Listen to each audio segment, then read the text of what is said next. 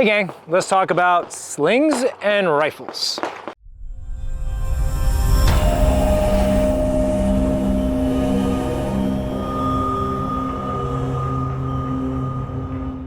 So, first of all, a sling is to a rifle as a holster is to a pistol. The purpose of the sling is to provide a method in which you can safely go hands-free on the firearm when you need to. But where you mount the sling and how you choose the sling, there's a lot that goes into that, just like really a holster. So let's talk about it. So first and foremost, let's talk about mounting points on slings.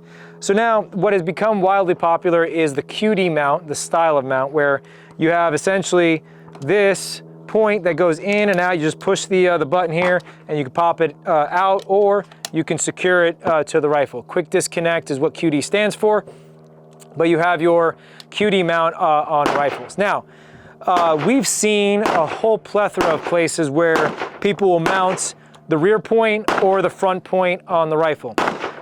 We've seen it all the way back here, and that's actually a lot of places where people will not use QD, and they'll slip the back end of the sling over here or over here.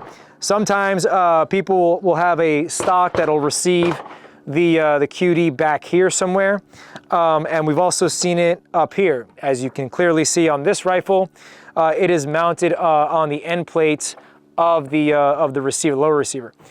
So you have it here. That's another spot that you can do it. As far as the front end, we've seen it all the way here, where it's all the way to the rear point of the handguards, all the way various places to the front. So what is the right way? Well, really it boils down to preference. What you're doing, how you're shooting, and things like that.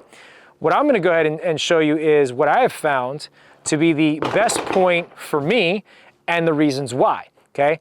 Don't take this as gospel. I'm sure there's other ways to skin a cat, but I'm just going to go ahead and show you how I do it and justify why. And if that helps you, great. So let's take a look at it. So as you can see, I have the rear point of the sling on the end plate, and I also have the front point of the sling to the rearmost point of the handguards. What I'm really trying to replicate on a 2-point sling like this is the center point, or a 1-point connection. So we'll talk about 1-point slings here in a little bit, but a 1-point sling connects at 1 point on the rifle.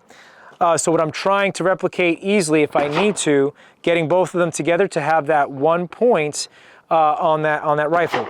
Now, the closer I get these 2 points together, the more I can manipulate this rifle easily around my body without getting caught up or tangled on this. And I'll go ahead and show you now as far as how that works. So you slip the sling through. Now this is hanging on 2 points. Now, first of all, you don't want to be eating the buttstock of your rifle when you have the rifle slung. So you don't want it up here, because then now when I press out, it's so tight.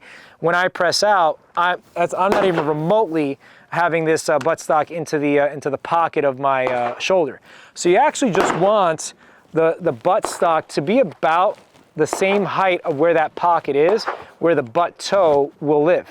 Okay, so that's really the height that you want it there when it's just chilling in your front. So now when I punch out with this rifle, as it is sitting essentially in the proper place, I bring the rifle up and it's easily or immediately seated in the right spot where I want it to be. So I can go from a relaxed position all the way up, no problem.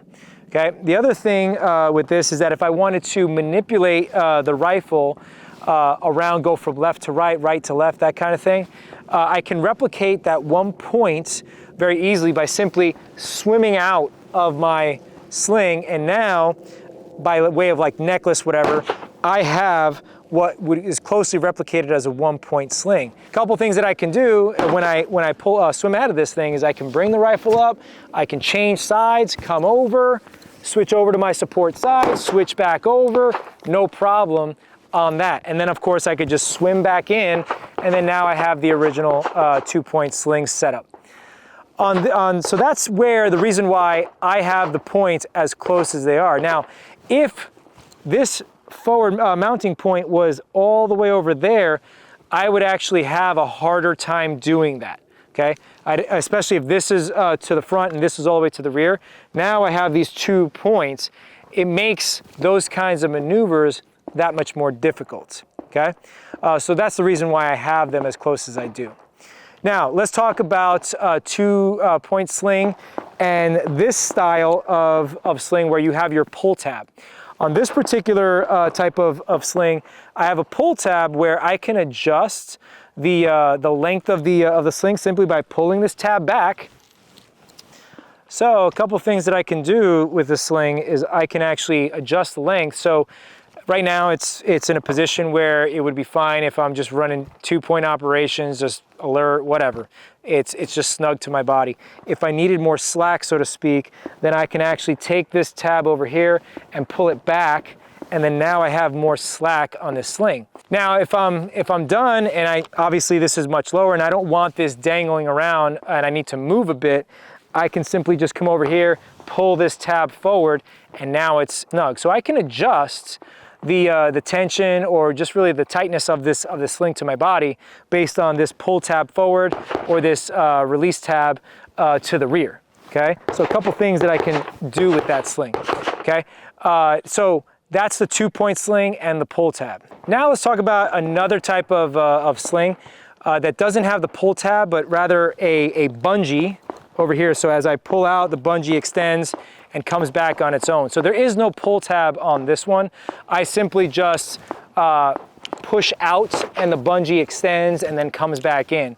Now, it's really preference. You know, you could say I'm old school like that and that's fine, but I really just don't like having to pull tabs and things like that when I'm working. So I like this, and if I need to punch out and get some tension on it, it's always tight, which I like, because now I can get some more stability on the rifle. If I wanted to swim out of this, I can swim out of this, no problem. And just like before, I can switch sides and all those other things that I mentioned before. So I can swim in and out of it, no problem. There's just no pull tab. I have a certain tension. Now in this particular sling that I'm running, I can actually switch from 1-point to 2-point. So if I wanted to, I can take this QD and mount it on itself over here, and then now I have a true 1-point sling, where then now there's only 1 point on the rifle. I can come switch sides. I can do all those things, no problem. Now, some people prefer 1-point slings versus 2-point slings, and they both have their merit. In certain types of environments, you actually might want a 1-point sling because it offers greater maneuverability of manipulation on the rifle, switching from left, right, left, things like that. The problem is that now you have this rifle lower on your body and it's just hitting you in the knees and things like that if you're having to move and run and things like that. So not ideal when you have to be moving as much and not having hands on the rifle. The beauty of this particular sling is that I can just switch from 1 to 2 and 2 to 1, and now I have a 2-point sling, and there you go, no pull tabs. So that's just the different types of sling. You have bungee, you have pull tabs. Really, it boils down to preference. I'm not going to say one is better than the other. I prefer the bungee for the reasons I mentioned, but certainly there's a lot of validity on the pull tabs and things like that as well. If you think all gun laws are an infringement and you live behind the enemy lines in the People's Republic of California, then check out our Unconvicted Felons t-shirt. Came out with this t-shirt design for you where most of us are fed up with the situation here in California. So check it out. Check out our website. Awesome t-shirt coming at you. And our new line of 2 arms where it stands for 2A Rights Matter. So check out our new t-shirt and help us feed our dog.